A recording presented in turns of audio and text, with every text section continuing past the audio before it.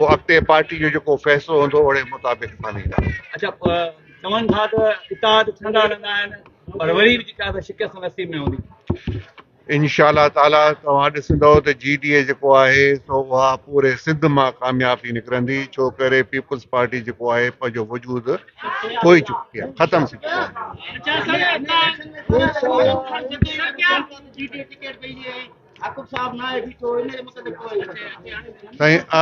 आकिब खान असांजी फैमिली मां जेको आहे सो उहो कोन पियो बीहे, पर असांजी फैमिली मां PS 34 ते जेको आहे सो असां वटि उम्मीदवार आहिनि ऐं इंशाअल्लाह ताला आकिब खान उनजी सपोर्ट में ॿाहिरि निकिरंदो। अवाम से ये उम्मीदें हैं कि अवाम ने पीपल्स पार्टी के 15 साल उन्होंने देखे हैं और जो मायूसी और नाउम्मीदी से गुजर रही है हमारी गरीब अवाम, जिनको तहफ़्फ़ुज़ भी नहीं मुहैया। इलेक्शन के बारे में क्या राय है? मैं समझता हूँ कि इलेक्शंस जो हैं वो फ्री और फेयर होनी चाहिए और इलेक्शन के पोलिंग डे पे हमारा ये मुतालबा होगा कि आर्मी जो है वो दी जाए पोलिंग स्टेशन को।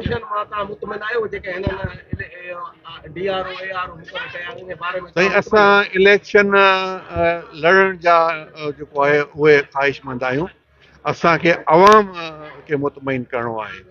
बाक़ी जेको आहे सो एडमिनिस्ट्रेशन जेका बि आहे असांखे कोई इतराज़ कोन्हे को, जेका एडमिनिस्ट्रेशन पंहिंजो सही कमु करे असांखे कोई इतराज़ कोन्हे। जनरल इलेक्शन आहे हिन वक्त हिन दफ़े अवांखे पूरो उम्मीद आहे हिन इलेक्शन में अवांखे अवाम वोट ॾेई कामयाब कराईंदी ज़राए मुताबिक़ इहा असांखे इंशाअल्लाह ताला मुंहिंजे पोयां ग़रीब अवाम आहे ऐं हुननि जे पोयां हिन तक में अमीर माण्हू आहिनि गाॾियुनि वारा। असां वटि ग़रीबनि जो लश्कर आहे। इंशाअल्लाह ताला इलेक्शन थियणी बि खपे, छो करे जो असांजी छा डिमांड आहे, असांजी फ़क़ति इहा हिकिड़ी डिमांड आहे फ्री ऐं फेयर इलेक्शन कराइण ॾियो त जीअं अवाम जेको आहे पंहिंजे दिलि जो वोट जिथे बि ॾियणु चाहे। बिल्कुलु बिल्कुलु मां बिल्कुलु पुर उमीद न हुजां त मां इलेक्शन न लड़ां। मां केरु आहियां? पाकिस्तान पीपल्स पार्टी उम्मीदवार। मां केरु आहियां? उम्मीदवार आहियां न, ऐं कागज़ ठही मां भरिया। पोइ बिना मुक़ाबले त न थियो न, पोइ या त हुननि जी ख़्वाहिश हुई पर उहा पूरी कोन थी ऐं न को पूरी थींदी। उन्हनि खे मूंसां मुक़ाबिलो करणो पवंदो ऐं मां तयारु आहियां। त इहे लीडरशिप जा जेके आहिनि फ़ैसिला आहिनि हुनजी मूंखे घणी ख़बर कान्हे का।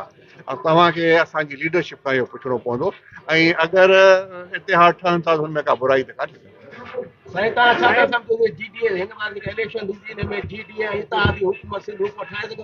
इंशाअल्लाह ताला असां कोशिशि कंदासीं त जेके बि पीपल्स पार्टी एंटी पार्टीज़ अचनि पियूं असेंबली जे अंदरि, असां गॾिजी मिली जेको आहे असां हुकूमत ठाहींदासीं इंशाअल्लाह।